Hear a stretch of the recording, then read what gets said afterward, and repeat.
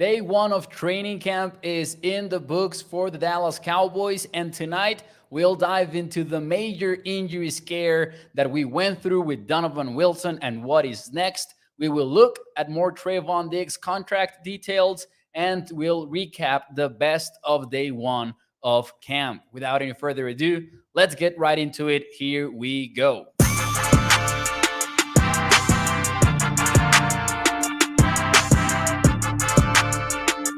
What is up, everyone, and welcome into A to Z Sports Dallas Primetime. I'm your host, Mauricio Rodriguez, streaming with you live every Sunday through Thursday night at 8 p.m. Central here on Dallas On Demand Sports Talk Network, with a lot more content coming your way. Make sure that you check out a2csports.com/Dallas. And as always, remember to hit that like button because it takes a fraction of a second, and it is the single biggest thing that you can do to help out the show. Welcome, everyone. How good did today feel? How good did it feel to open your social media and see clips of Dallas Cowboys players training in Oxnard, taking a part in practice, watching? Hey, listen, you know it's bad. You know the wait for football is so bad that you literally get hyped up by watching players like just warming up on the field, wearing their jerseys. That's enough to get my hype levels a little bit higher than usual. So today was obviously one of our favorite days, opening day of training camp. We start seeing some of the new players wearing the helmet, the star, wearing the Cowboys jersey. It's an exciting time to be alive. And tonight, we will talk about one of the negative things about practice being back. And that means injuries are also back. And the Cowboys apparently suffered one that is going to be significant for a starter. Now, they did avoid a scary bullet because it looks like it is not a worst case scenario for Cowboys safety Donovan Wilson, but he was carted off the field on today's opening practice for the Dallas Cowboys. This is the tweet from NFL Network's Jane Slater, which reads, Cowboys safety Donovan Wilson carted off to the locker room here at practice. After seeing him in the medical tent, the staff decided to get x-rays on his right calf. Should know more on severity this afternoon. And then we learned that it was a calf strain. Those can take time, as Ian Rappaport noted on Twitter. However, it seems like the Cowboys avoided a major injury there, and that could potentially be good news for the Cowboys. So all that we know is that it doesn't look like a worst case scenario, but it will probably mean that Donovan Wilson will miss some time, some significant time in the preseason. Does that mean that he will suit up again in Oxnard? I don't know about that. I think the Cowboys might have played safe with him because, it's a soft tissue injury. So there's nothing that will help Dono more than rest. So I am guessing that we won't see Donovan Wilson again, honestly, in all of Oxnard. Maybe when they get back to Frisco, Donovan Wilson will take the practice field. Other than that, I'm pretty much certain that we won't see much from him.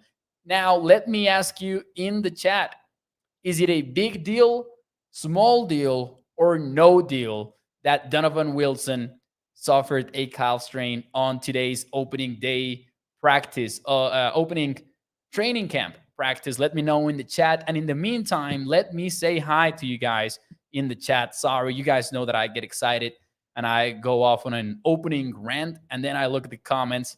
What's up, Gregory? We've got Lance. We've got Toxic. We've got Danny Savage, Lance. We've got Katharina over at Facebook.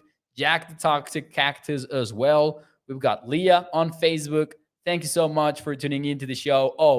I can see. I can see that the happy birthday comments have made it into the chat. I'm just saying, it's a big deal that it is our birthday. Wait, Tyler, is it actually your birthday, though? Now I feel bad, Tyler. Now I feel bad about this. Because Tyler over at the ADC Sports chat was congratulating me on my birthday. And for those of you who have been watching the show for a long time, you know that that happens on a daily basis. It is Tyler's birthday. Man, I opened Twitter to make sure. Happy birthday to Tyler. Man, I'm going to let this lack know right after this. Anyways, happy birthday to Tyler. My birthday is next week, and if you guys don't congratulate me next week, but you congratulate me the other 364 days of the year, I'm not sure how I will feel.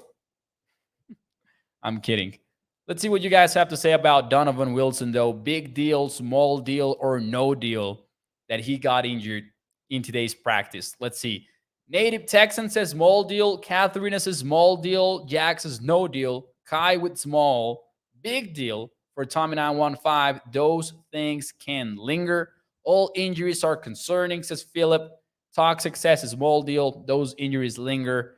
And I'm gonna agree. I'm gonna say small deal leaning a little bit towards big deal because obviously it's not a worst case scenario, which looks very promising. There's going to be an MRI, so we will probably circle back on this topic tomorrow night when we have another primetime show because we are likely to have a timetable, right? Pretty soon. I would assume that in the next 24 hours we will have a timetable on Dono's injury, but being a strain, we know that he's probably going to be on track to play week 1 for the Cowboys. But I agree with those who say that, these are nagging injuries that can come back and bite you in the middle of the season, late in the season, and it can become a headache. So hopefully Donovan Wilson's activity is pretty much turned off from here on until he heals. And the reason why I lean slightly towards big deal as well is I think we underestimate how important Donovan Wilson is to the Cowboys defense. Obviously, we know that Dan Quinn uses a 3 safety look on defense in a significant amount of the defensive snaps. I mean, just consider that out of the top 5 defensive players in snap counts of last year, 3 of them were the safeties. Like Wilson, Kears, and Malik Hooker were 3 of the 5 players that played the most on defense. And that should tell you a lot about how important these guys are on Dan Quinn's scheme. And Wilson particularly is one of the most versatile ones. I know that we look at Jaron Kears as a hybrid player of the bunch, but man, Wilson might be even more versatile because he can play in the box. He can be shot out of a cannon into the backfield to make the tackle for loss against the run.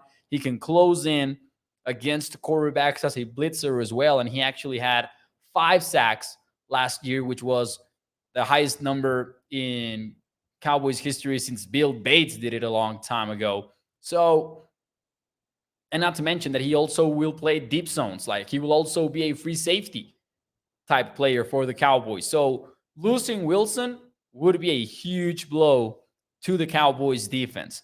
Now, there was another injury that wasn't talked about much because he returned to the practice field.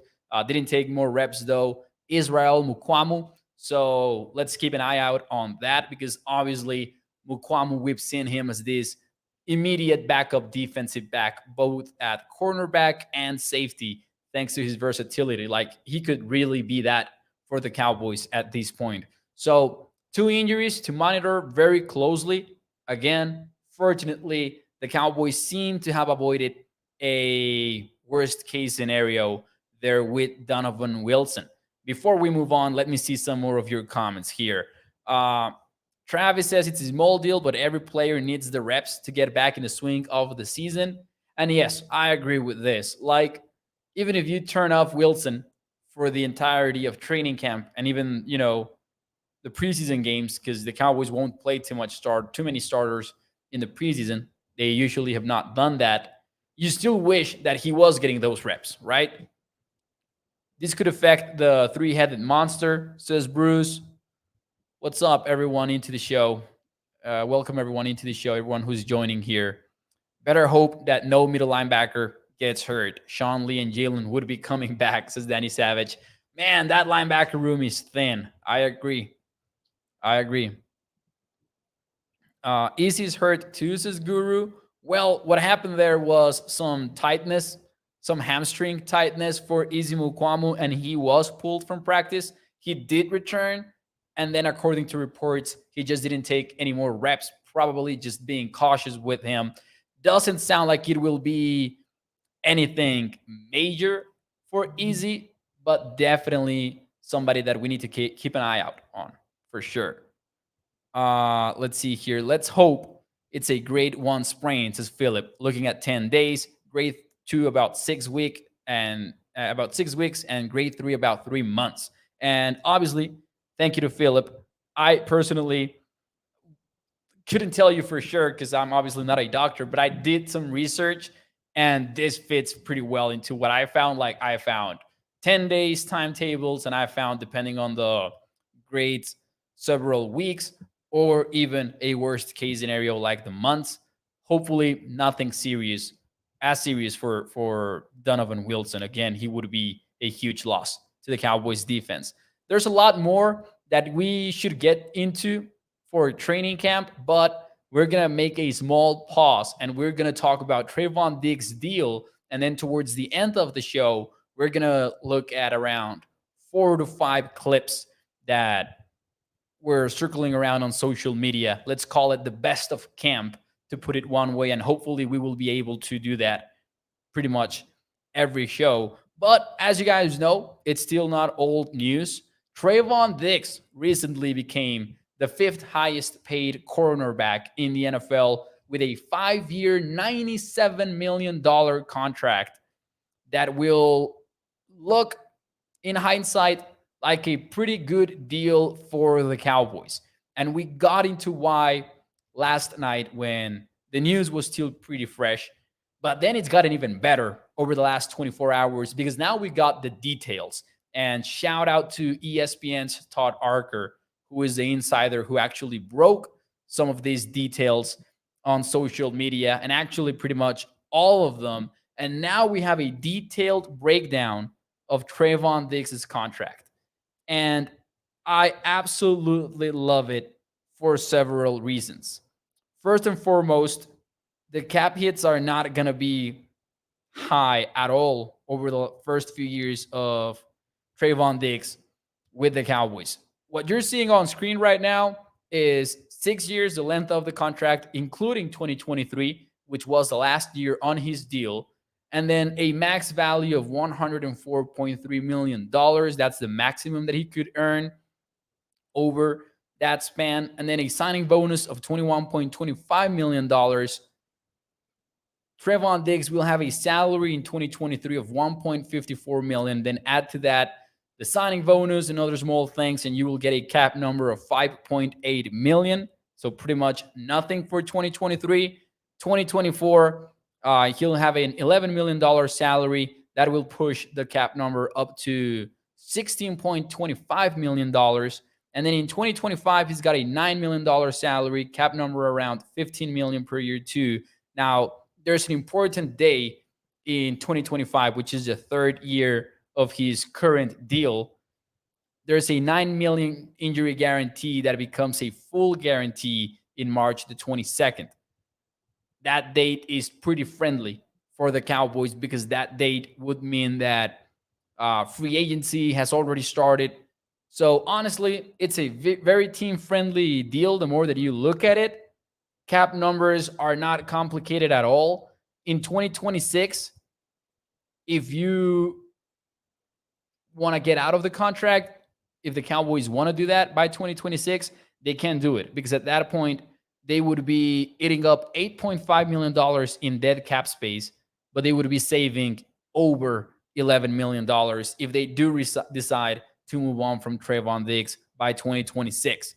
So it is honestly pretty much a team-friendly deal again, but then it gets even better and it gets even more interesting because the deal will include active roster bonuses totaling $1 million. That's kind of standard, I would say. But then I thought this was pretty interesting, and I want to get into a conversation as well of, will we see Trevon Diggs take more risks again moving forward? This is why I ask. His contract includes a yearly $600,000 in escalators. Escalators, funny word, funny term, because you would assume that it means an incentive, but it's a little bit different. Basically, if Trevon Diggs per year has 5 interceptions, plus the Cowboys make it to the playoffs, he's going to earn $300,000 more. If he makes that 7 interceptions, plus the Cowboys make it to the playoffs, he will make $600,000 instead of the $300,000, right? In escalators. Again, you would think, just kind of putting it all together, that's an incentive. That's another way of saying incentive. Not really, because the incentive is I get the picks, we make it to the playoffs, I get the money, I get the paycheck right then and there. The escalator is we'll bump your salary for the next year. And that's kind of funny. That's kind of like not as player friendly. So again, yet another win for the Cowboys on this contract as a front office. And you got to respect it. It's a pretty nice deal that the Cowboys put together here, because even the escalators are a little bit funny in how they are guaranteed too. I'm not sure, and this will vary from contract to contract. I don't think that they are guaranteed in the case of Trevon Diggs. That meaning, like, say that he earns his escalator in 2025, maybe by 2026, if they decide to cut him that offseason, he wouldn't get that escalator money. So that's interesting, because evidently that is not as friendly to the player as a regular incentive. So, man, the more that we learn about Trevon Diggs' contract, the more exciting that it gets. It seems like the Cowboys are getting him at a very fair price. He is being made one of the highest paid players at the position, but he is not resetting the market. He's not breaking the bank or anything like that. And then the Cowboys are not losing any sort of financial flexibility with the deal. And right now, we're not really concerned about that, because we're more concerned as fans about them getting CeeDee Lamb signed and them getting Dak Prescott's deal reworked and all of that little stuff. Zach Martin is right now at the top of our worries, I would assume, with him holding out of training camp, etc. But if we are concerned today about getting CD's deal done, about Dak Prescott's deal, about Zach Martin, Terrence Steele, and all of those players, man, in 3 years, 4 years, we're going to be doing it all over again. And some other players as well that they draft in that time, etc. So being able to move away from the contract by 2026 is going to be big. We just don't fully realize it right now because we're not worried about that. So pretty cool to know that the Cowboys nailed that contract. To those asking in the chat, to those who are just now joining the show, we talked about it more at the beginning of prime time, but if you were wondering, yes, it is a calf strain for Donovan Wilson. We do not know the severity of it, though. He will have an MRI that will probably give us more information over the next 24 hours. Let's see what you guys have to say, though. I appreciate it, Toxic. Toxic says, thank you, friendly neighbor accountants, for those small cap hits, Mo. Hashtag not all heroes wear capes. There you go. A guy I know, says Mark Aaron, said that Trevon Diggs wasn't as good last year as the year before. I said, besides the interceptions, he actually played better, and he laughed at me. And he shouldn't have laughed at you, because you're right, Mark. You are right. And I love that Mike McCarthy talked about it today on the press conference. He was asked, what is the next step? What is next for Trevon Diggs, who just signed this $97 million deal and who was saying to the media that, hell no, he isn't satisfied with where he is at right now. And McCarthy had an excellent answer. He basically kept it short, and he said, for Trevon Diggs, a guy who has already led the league in interceptions in what was a crazy season in 2021, 11 picks to his name, record-setting year. Now it's got to be about him finding maturity, finding discipline, and knowing and understanding, and this is what Mike McCarthy said, and I'm paraphrasing a little bit, but is about having that discipline and knowing that there will be fewer opportunities. And in 2022, there were fewer opportunities because he's earning the respect of opposing quarterbacks. Suddenly, they're not as willing to pass him the football, and rightfully so, because he's a ball hawk. But on top of that, he was taking fewer risks on defense. He was not going for every football and risking giving up the big play. He improved drastically in 2022. I agree with Mark Aaron with that. And that's just in coverage.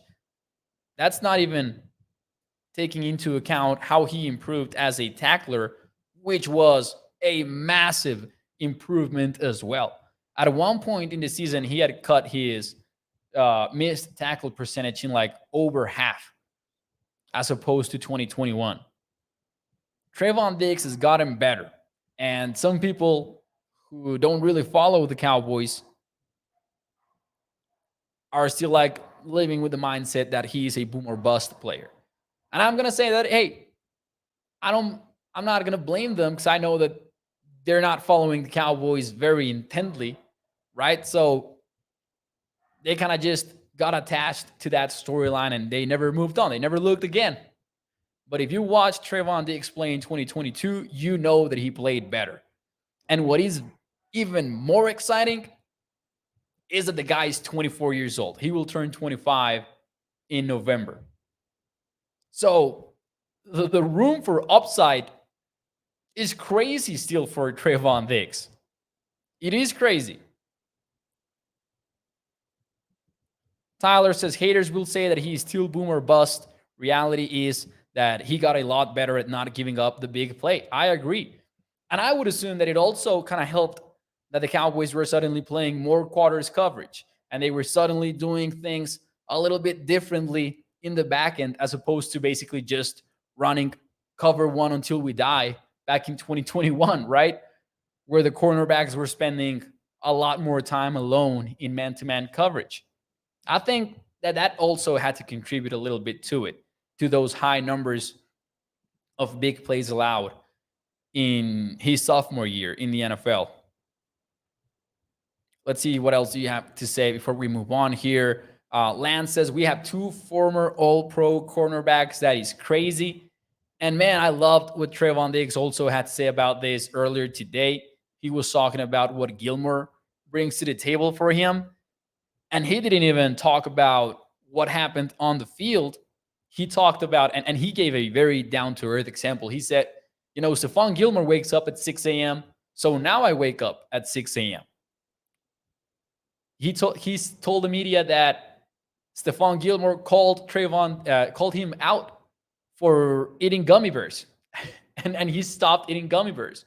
So that veteran presence of someone that is not only an All-Pro cornerback, but also a defensive player of the year, somebody who is at a very quote-unquote late stage of his career and is still playing at a very high level and is coming off a great year when many people have already written him off when he was with the Colts, bounced back, had a very strong 2022. That's not only because he's got the physical talent, man. That's a pro at work. Man at work. And that is cool that he's passing all of that knowledge and experience to Trevon Diggs. And it might sound silly, but that leading by example like that is going to make a difference in ways that we as fans and as outsiders cannot really see. Like, it's something that only the players know, and sometimes they lift the curtain up like Trevon did today. I thought that was pretty cool. Lance says, wow, I love it. And Joey Bella says, that's awesome. Yeah, it is. It is pretty cool. I agree. Bill says, Trevon also has Stephon Gilmore to learn under, and that's no joke either. Exactly. Diggs is skinny enough. Let him eat gummies, says Danny Savage. Well, he probably will sneak in some gummies, I would assume, here and there. I don't know what he will do there. I don't know if he will just hide better from Stephon Gilmore next time.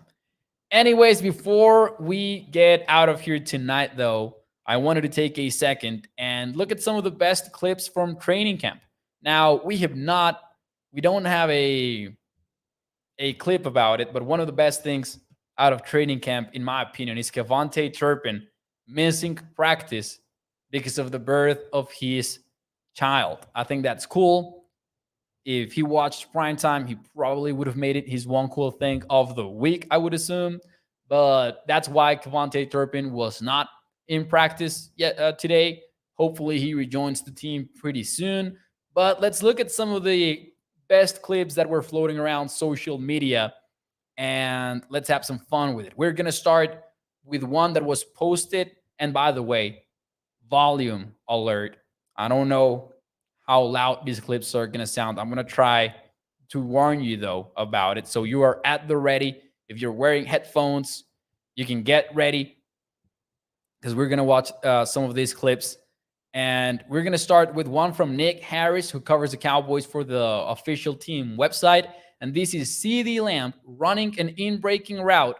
Looks like an in route or a dig route. And making the one-handed catch with Dak Prescott throwing him the football. Here we go.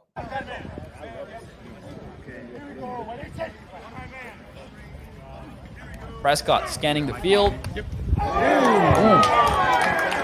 CD Lamb with a one-handed grab while going to the ground. Exciting as heck to see CD Lamb entering this year in which he already established himself as the number one wide receiver. So the question is no longer, can he be the top dog on offense? It is, how can he improve from what he already proved last year?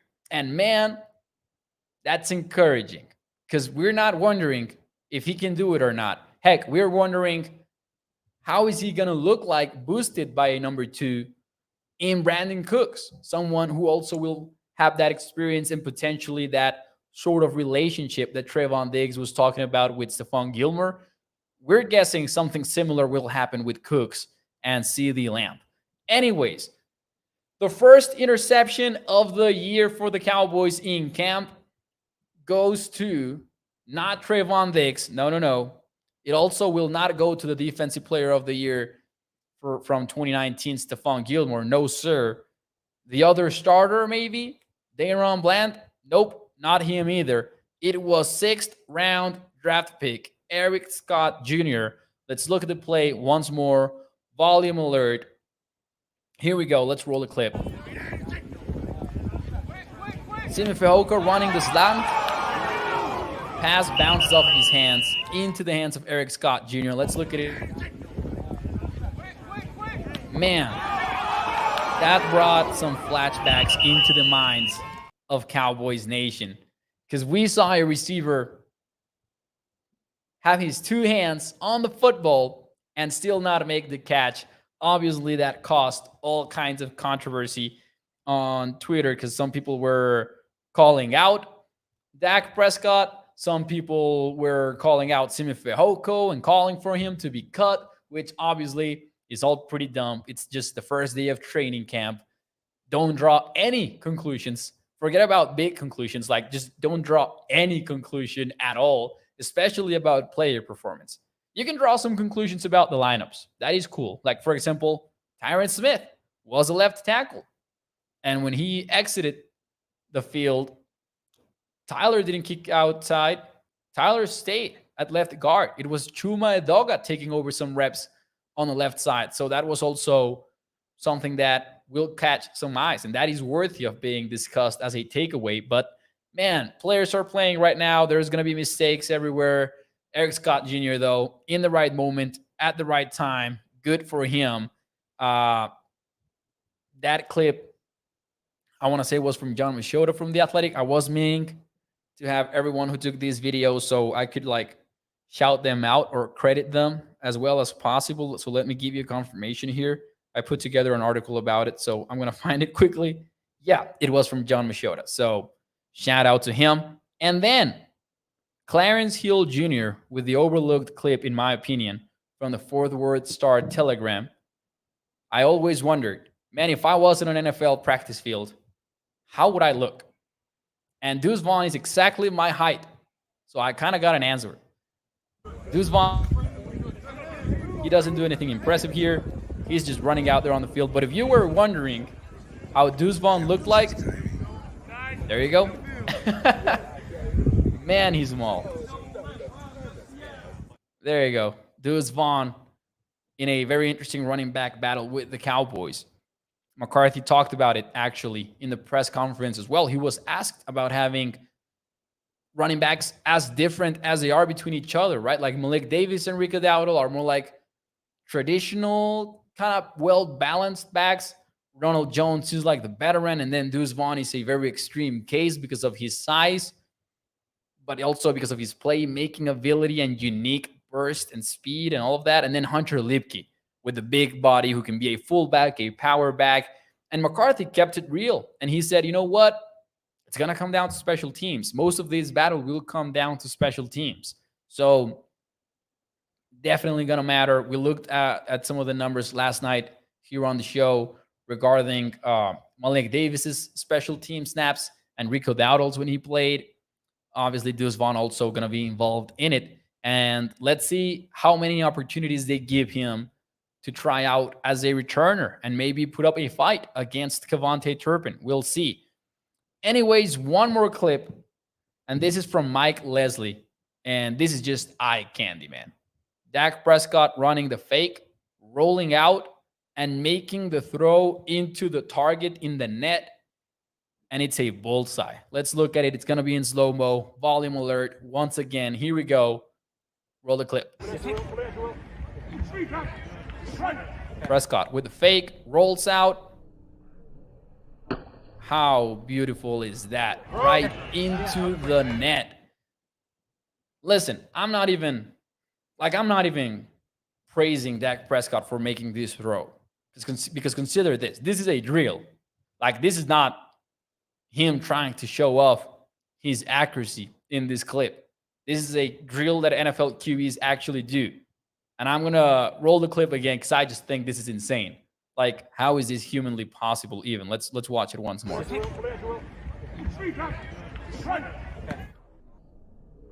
How are you going to do that? Anyways, those are some of the best clips from training camp. I'm already excited about the next practice. It's just getting started. There are no pads on. Pads won't come on until at least practice number 6. And then we'll get a better idea about, the linemen, Mazi Smith, who some people were noting on Twitter that he looks huge, and that's pretty encouraging as well. Let's see some more of your comments, though, here. Double R says, so no Mazi spotting today. I mean, there probably are some clips here and there, but since it's just limited to no pads still, it's kind of different because the contact is not at full go, right? That video seals the deal. We are winning the Super Bowl, says Toxic Tom. Oh, man. Toxic with a slow-mo clip. That is his weakness. We discovered that today. Slow-mo videos, and you remove the toxicness from Toxic Tom. Who would have thought? I hear the Pats come on Monday, says Mark. Aaron. Dak Toms look okay. This year, we probably have the best chance to represent the NFC in the Super Bowl, says Danny Savage. Hey, I love it. I love it because that way we're already thinking about getting our hype levels high again and buying into the Cowboys. Double R says, Mo, I really thought that was you talking about Deuce Vaughn. Bruce says, suit up, Mo, get that slot receiver money. Somebody, Caustic also mentioned Cole Beasley in the chat. Man, when the 1 year of high school football that I played, they called me Beasley. This is our year for Super Bowl most Scath Arena. Hey, it is July. It is July. We can believe whatever we want to believe as fans. Yeah, I wish I had those Duke moves indeed. Anyways, ladies and gentlemen, that will be it for tonight's show. Thank you so much for tuning into ADC Sports Dallas Primetime and choosing to take some time out of your day to hear the show. Do me a favor, hit the like button for me, because every like puts this show in front of more and more Cowboys fans, and it is the single biggest thing that you can do to help me grow Primetime. Thank you so much. Opening day of training camp was fun. We had a scare here and there, but hey, hopefully it's all going to be fine before the season starts. We'll see what the conversation is tomorrow night, and I will see you at 8 p.m. Central as every single night from Sunday through Thursday. Muchísimas gracias. Adiós.